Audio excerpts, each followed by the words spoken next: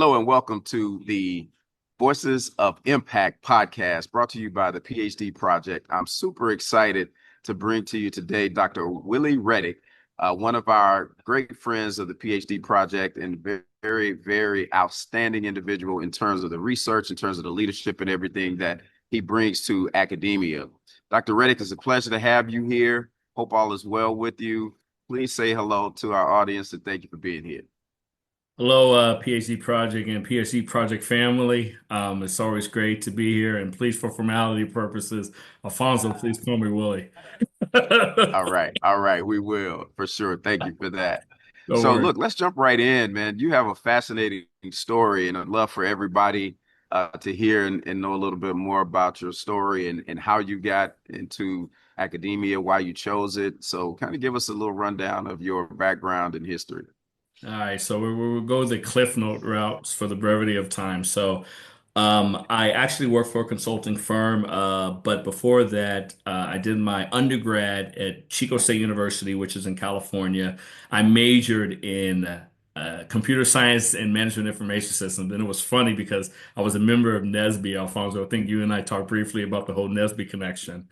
So as soon as I graduated, I moved to Atlanta, Georgia, and I worked for a company called Accenture, and I was with them for a few years, and then I decided that I wanted to kind of branch out and go on my own, but I didn't know that much about business, so I decided to I pursued a graduate degree at the University of Illinois Urbana-Champaign in finance. So I got my master's in finance, and then all of a sudden, I remember kind of initially talking to Goldman Sachs, and a professor looked at me and was like, "You look lost. The lecture for Goldman Sachs is down the hall." And I said, "I think I want to be get a PhD," which I didn't know what I was talking about. It just seemed something just to be cool. And so it was lurking on my mind to do it. Once I graduated, I moved to Tallahassee, Florida, and I met a mentor by the name of Dr. Caesar Douglas, the late Caesar Douglas, because he passed away.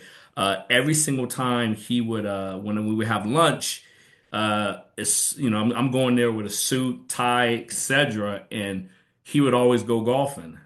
And every single time after lunch, I was like, "What are you doing? Don't you work?" He was like, "Yeah, about to go golf." And for the life of me, I think that's what prompted me to do the PhD. So a year later, Dean Mel Stith brought me out to Syracuse. He brought me to Syracuse on a nice day, and he initially it was not snowing at all. So you guys familiar with how New York weather is?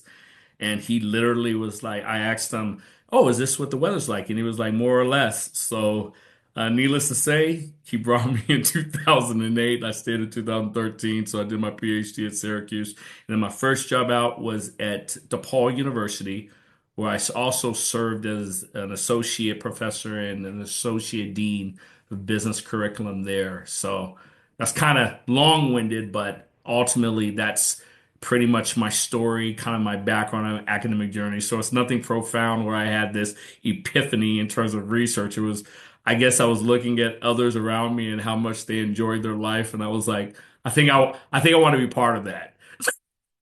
No, that's awesome. It sounds like you kind of got two things that you were led in a couple directions that are a little bit unconventional.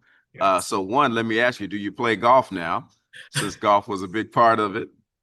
Not in this current role. When I Okay. was wait, Okay. so interestingly enough, when I'm able to go back down to faculty, I definitely will be getting back into golf. I promise Okay. you that. Wonderful. Wonderful. Because that was key. That was key. And then secondly, how did you overcome this whole weather challenge? And what did you say to Dr. Stith after you found out that that wasn't typical weather? Yeah, well, interestingly enough, at that particular point in time, Dean Stith and Dr. Douglas were really good friends because Dean Stith was the dean at Florida State.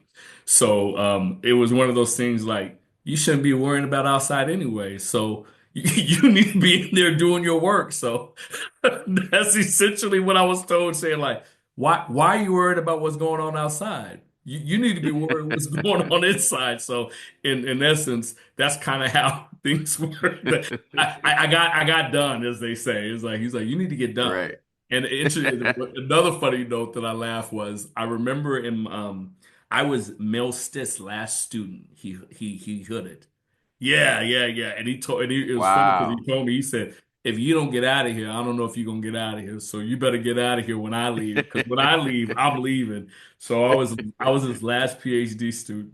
So that was nice. Oh, I've heard so many great things about how he helped and mentored and supported so many people. So that's a major feather in your cap to be able to say that you were the last student that he hooded. That's amazing. So congratulations on that. Yeah, no. Um, I know you are now in administration, and so I want to talk more about a little bit about what you're doing in that space. But before we get into that, let's talk a little bit about, research and what was some research that you worked on that you were really proud of, and then also maybe one or two classroom experiences that if you look back when you were in the classroom more, some things that you were proud of in that regard, and then we'll get into what you're doing today. Okay. I'm an archival researcher, meaning that I kind of use economic theory and I validate it with data. I enjoy data, and it kind of stems into kind of my teaching pedagogy, but I'll talk a little bit about my research. So, I'm one of those masquerade accountants, meaning that even though my PhD is in accounting, I ultimately do a lot of finance research. So I was a regulator, as I said earlier, and I looked at property and casualty, life and health, etc. And so the most of the research I'm proud of is kind of a combination of my dissertation along with a few other working papers that I kind of paved the way for a few things, so at least I think. And interestingly enough, what got the most attention was when a couple of insurance companies called me and said, "Hey, we went over your paper and we're trying to figure out could you consult with us because we want to use your strategy because you're able to find out kind of why firms decide to constrain their portfolios when they're under regulatory pressures." So it was nice just because, anytime you can get, additional compensation for stuff that you already did, it's nice to kind of like show and explain to that. So I think that's what probably got me the most attention. And I do a lot of regulatory disclosure stuff. So that's where I was able to kind of pivot a lot to the accounting side. But most of my stuff is dealing with finance. Regarding the classroom, so now I'm in administration, so I'm totally out of the classroom. I teach data analytics for accountants, and ultimately that class is kind of a joy, other than financial accounting that I teach. But the data analytics course, I'm able to more or less do real world projects. So a lot of the companies that I work with was Blue Cross Blue Shield of Illinois, JJL. I was able to work with Reebok. That was fun, and fortunately, the students were able to get real data and we were able to go through and provide consulting work for all these companies. And needless to say, they enjoyed it because it gave them free labor, right? I mean, we know the consulting room where it's just everything matters is billable hours. And so if my students in return, especially the ones that did the Reebok, they got a pair of Reeboks and they were happy, but I already know like Reebok was overly excited because they were like, well, this is great. We just got to get Reeboks to class all the time. Right, Exactly. right. That was fun. Right. No, that's awesome. So, I'm always very, very interested and supportive of faculty getting opportunities to do real applied research, real-time research. And Mhm. I think that's so important, and particularly when we can try to help connect PhD project faculty with organizations that are looking for research, it to me increases the opportunities for the faculty members, but also increases our value to both. So tell me a little bit about how I know through your dissertation, you got, the first opportunity. Did you just start to develop a relationship or even a reputation in the marketplace that helped you land some of those consulting opportunities? Yes. So, fortunately, my background was in consulting. So I worked for Accenture, Okay. and I realized, the Yeah. biggest thing is you got to basically have that established trust, that established relationship. So if you're kind of able to show them what you can do and articulate it in a way where it's not going to cost them anything, but if anything is going to help them evolve, Mhm. it's like anything in life. Bottom line is that we need to make more money. And so when you're able to, Yeah. come up with a way to say, here are the value added propositions, and this just basically dealing with, kind of the landscape of how we do things now in higher education. It's like, what is the value that you're actually providing these students? And so Sure. me using real world type learning, essentially what it does is it signals to the market and it signals to employers that, hey, my students are not just doing things based off a theoretical framework. They're actually taking the Right. problem, they're going through it, and they're using critical and logical thinking to kind of come up with these decision platforms, i.e., in this case, they're using data. But I think that's kind of where we need to go. And that's just what I encourage my faculty to do all the time. I'm all like, hey, I get it. You could easily go through a textbook company and get the information, get the downloadable cliff notes. I was like, but the true value added component is them doing real world type stuff that essentially can help them evolve. And I think is good because what I told my students in advance, I was like, hey, guess what? At the end of the day, the worst case scenario you get from here is a bad grade. When you take your butt out there in the real world, you get fired for messing up. Yeah. I was like, so I said, Absolutely. take it as a learning experience, and it's a grade, but trust me, a grade is a lot better than not having a paycheck. That's right. That's right. Though, your experience and how you utilize the classroom when you're in the classroom to one, increase your knowledge, but then even more importantly, to give the students a real world experience, I think was fascinating. And I think that helps get academia closer to the pace of change that the business world faces. And I wonder why more faculty don't value that quite as much. What's your thought on that? I think it has a lot to do with level of comfort.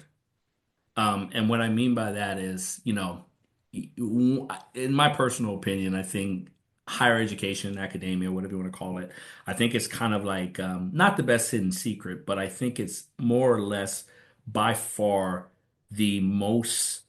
It's an interesting profession where if you don't get penalized for making a mistake. And when I mean by making a mistake, I mean like say your Sure. research doesn't get published, right? Mhm. I mean, and this is I'm Mhm. assuming past tenure, before Right. tenure, Sure. like it's just like a Yeah. job. They Yeah. can let you Yeah. go. But I think after Right. tenure, I think that's the reason why most of my colleagues are probably not in tune to be like, you know what, let me do something different just because it's comfortable, right? And like anything in life, when you hear all these stories about people getting let go and fired and layoffs and blah blah blah, it makes you a little nervous.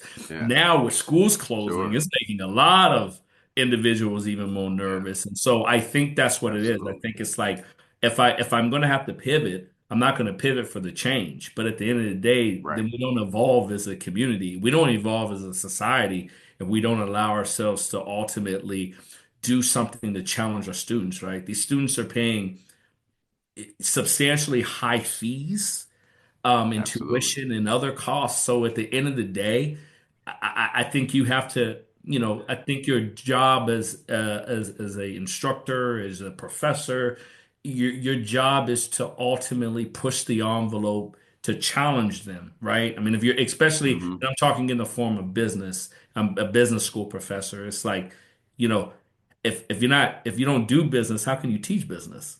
So Right. you got to basically be ahead of everything pertaining to business. So at least that's what I tell my faculty here at Syracuse. I challenge them to basically don't settle for just being average.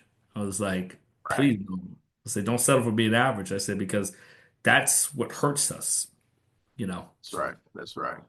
Yeah, absolutely. And speaking of tenure, I know there's some legislation that is floating around that in some states, I won't name them, but in some states where they're trying to eliminate tenure.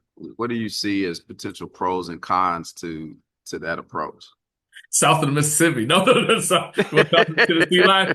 I'm You know, not gonna name them, but yeah, no, not gonna name them, but you know, we're gonna be candid. Let's be somewhat candid around naming. I think that is a disservice just because, tenure has been around for a very, very, very, very long time. And I think, like anything in life, people aspire to be a CEO or CFO or being in the C-suite. It's hopefully hard work and perseverance that are getting you there, right? So tenure right, is an opportunity, more or less, in my opinion. I mean, some cases are different, but let's just assume that we're in a perfect, not a perfect world, but we're in a fair type of industry, right? Higher education. sure, And I personally sure, feel if you work hard, you do what you have to do based off of what the criteria is for promotion and tenure, then, I think you should have job security. Why? It's because you met your obligations. You did what you had to hmm do, and etc. I would yeah, say the hard part is after tenure is because they require much more from you, which is is hmm is is, is, is, is interesting in its own realm. But I think yeah, I think tenure is designed intentionally for you to work, but now work smarter rather than working hmm harder. I think before tenure, okay, you're working harder. You're not really working smarter. I think after okay, tenure, you're actually working smarter. Like you're able to take on projects that you're interested in, the things that make sure, you actually more or less that get you excited. Because I mean, yeah, my colleagues would tell you, publication process is a long, long process that can yeah, be yeah, drawn out from like 3 to 5, 3 to 6, 3 to 7 years hmm before that yeah, actual paper finds a home. And to me, yeah, I honestly believe that it's wise to still have tenure, just because I think it signals that you worked really, really hard to obtain this I guess this knighthood or whatever you want to call it. sure, sure. Yeah, And one theory that I have or thought that I've always had is that without it, you really lose academic freedom. you do. Um, because academic freedom, in my mind, really is for the tenured Yeah, professors, more so than more junior faculty. exactly. You have any thoughts on that? Yeah, no, I agree. So you're absolutely right. I think, like I said, when you're trying to get promotion and tenure, you're literally going through a whole entire process, more or less, of Mhm. just like working, grinding, working. Like it's essentially, to me, I think junior faculty, assistant professors, to me, they're pretty much overpaid research assistants. Like your Okay, job is literally just to research to you research. I mean, yeah, do well teaching, but you don't have to if depending on the school you're going to, if you're going to a research institution, you don't have to knock it out the hmm park and be the best teacher ever. But sure. I think after tenure, it gives you the academic freedom. It allows you to take on projects that could be so risky, but you're excited about doing it, and it could change the way we think about things and stuff like that. It hmm seems like most of the good work that I've seen from fellow colleagues across the different fields have been after tenure, saying like this is my best piece of work because you know I I didn't care who cared. And to me, that's where the academic freedom Got it. lies, right? Got When it. you're actually working, where it's like, no, I'm working because this makes me feel good, not because, oh, I'm trying to get it in Yeah. this journal and etc. So those are Right. that's Yeah. yeah, I agree with you on that statement. I think the after tenure allows you the freedom, allows you the hmm academic flexibility where you could more or less do what you want to do and stuff like that. So Yeah. No, that's wonderful. When you look at things that are happening and continue to evolve in academia, there's so many different platforms now. You've got the traditional classroom, you've got executive programs, you've got, and these are both at the undergrad and graduate level, even yeah. PhD level, obviously. But you've got these executive programs, Mhm. these online programs, and all of them seem to have the same goal in mind, but require a different approach, different skill set for faculty in the classroom. Yeah. What is your thought on the future of all of these different platforms and kind of where we may land? What do you see trending? So I put things in kind of like four different, more or less, buckets regarding that. And like Okay. you said, I think you kind of alluded the residential online, graduate, executive ed, and stuff like that. I honestly believe that there has to be now, right now, in this type of environment, you have to have some type of hybrid first design approach. And the reason why I say this is because think of the landscape of business, right?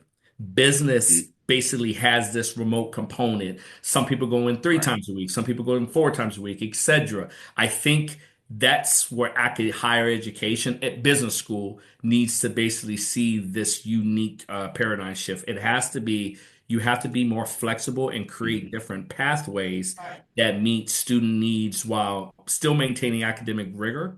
Another thing is, so that's the first thing. The second thing is you're going to have this thing, this skill-based curriculum evolution. And what I mean by that is, Mhm. we're so used to basically designing curriculum that maybe pleases the textbook or some theoretical framework. You can't do that no more. Business, business change, things have Yeah. changed, things have evolved, and so because of that, it requires more or less kind of like this industry partnership and more Hmm. Hmm. experiential learning needs to be done. And the reason why is because I honestly believe your shareholders, i.e., your alumni, having them involved with your curriculum a little bit. I mean, you clearly have to go through assessment and all that other stuff, but I'm just talking about having them involved where they're saying, yes, you're actually going over what we're doing rather than Right. just saying, "Oh no, I'm just going to teach what I teach," and they're like, "You've been Yeah. teaching for the last 20 years." Like, what Yeah. one thing I told colleagues of mine when I was at DePaul, my prior institution, um, the biggest thing COVID did was I think it exposed higher education in terms of, wait, I was doing that when I was in college. Why are you doing the Yeah. same thing? Kind of like, what am I? It's the whole thing, the whole mom and dad. What am I paying for? It's like, and so Yeah.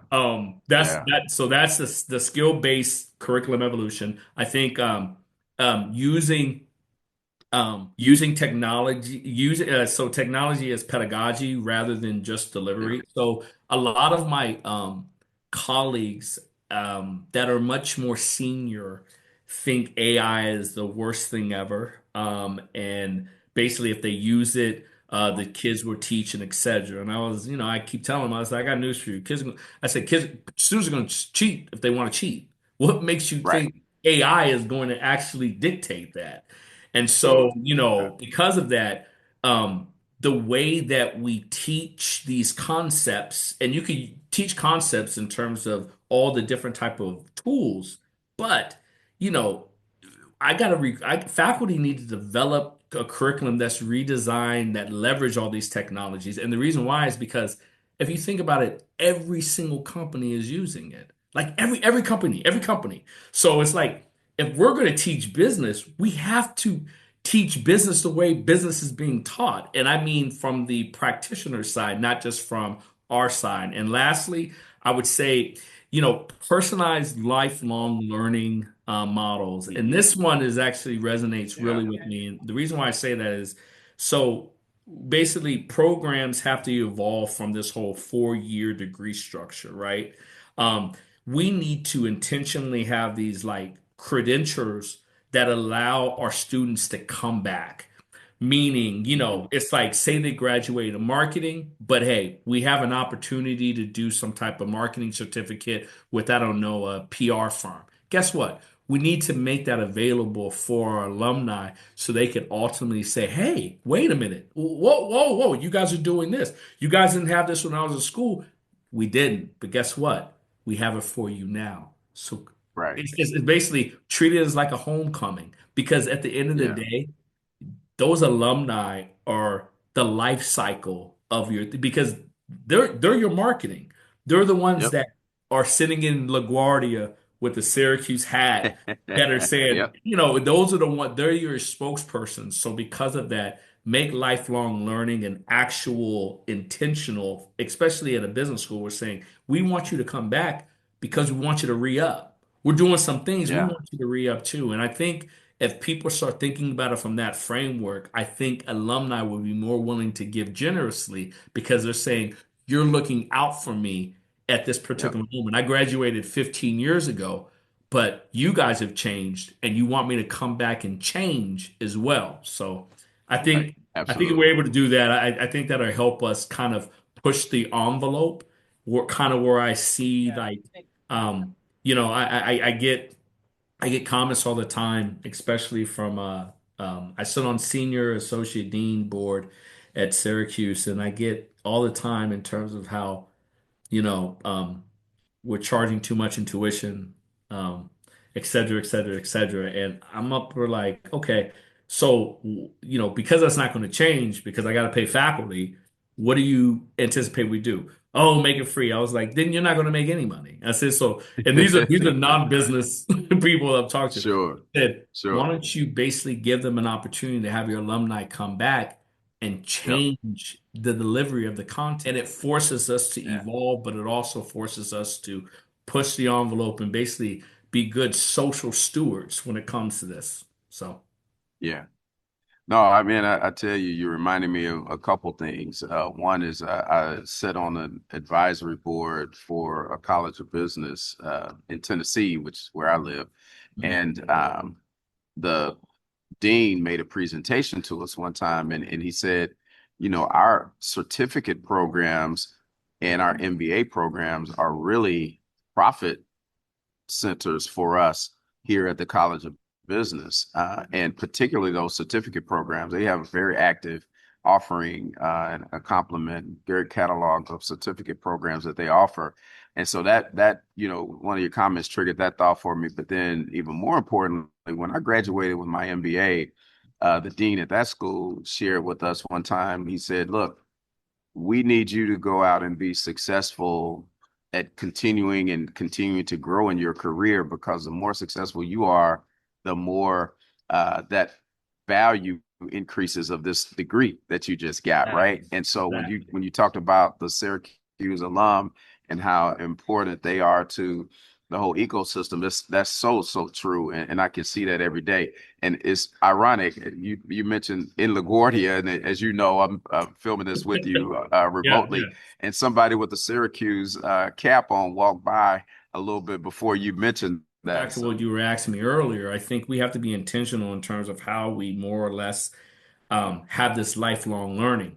It's because there could be Yeah. some faculty members that, not faculty, it could be like alumni that come back and say, hey, you guys, I have access to this new information. I want you guys to see if we can partner something together so we can work this synergy because this is the stuff that you need to teach these new students. Because if you teach these new students, they're going to be ahead of the curve because we're doing, like, to me, that's how this whole evolution ecosystems works. In my personal opinion. I mean, you know.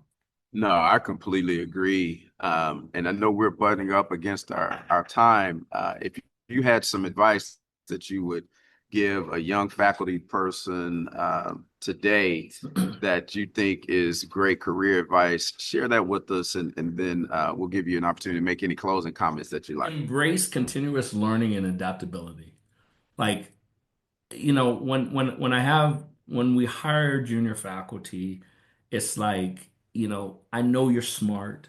I know you can do the work research wise. You were trained by the best, but literally allow yourself to learn and adapt, especially in the classroom. And from a pedagogy standpoint, you got to make sure that you're open to seeking seeking diverse experience for your students. And I mean, within the classroom, I also think remaining open to pivoting when the market changes and literally pay attention to the signs, literally work with your alumni or work with your career development team to say, hey, what do these kids need to know?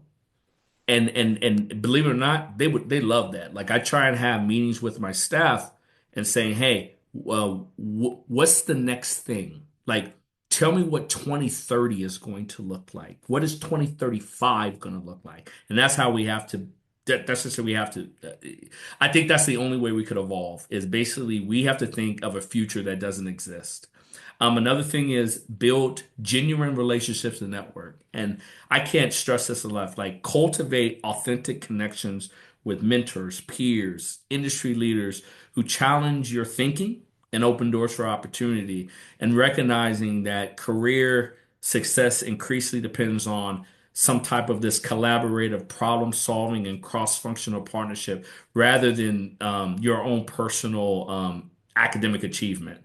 And then finally, lead with purpose and integrity.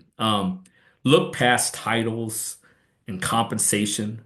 And what I mean by titles is, once you become an assistant, you go to associate.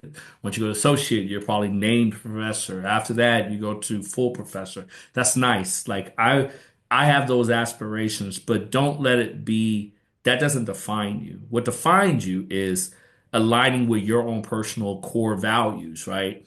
Contributing positive impact in your organization and community, and building a reputation for ethical decision making that create this long-term trust and influence moving forward. So those are probably the advice I would give anyone pursuing or in at their junior time frame of graduating. Like those threes have stuck with me, and I'm thinking I'm doing okay. Could I do more? Sure. Could I do better?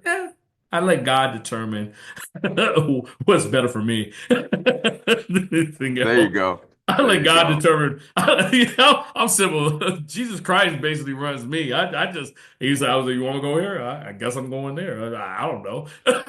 Hey, he made you, so he knows what he made you for, right? Hey, So that's amazing, man. he's the That's a alpha. great He's the statement alpha, the for us to. omega, right? Yeah, I mean, That's right. he That's got my right. check-in time. He got my checkout time. I just go down the path. So You got to deal with what's between the dashes. always, Yeah, the dash always, in always. between the years.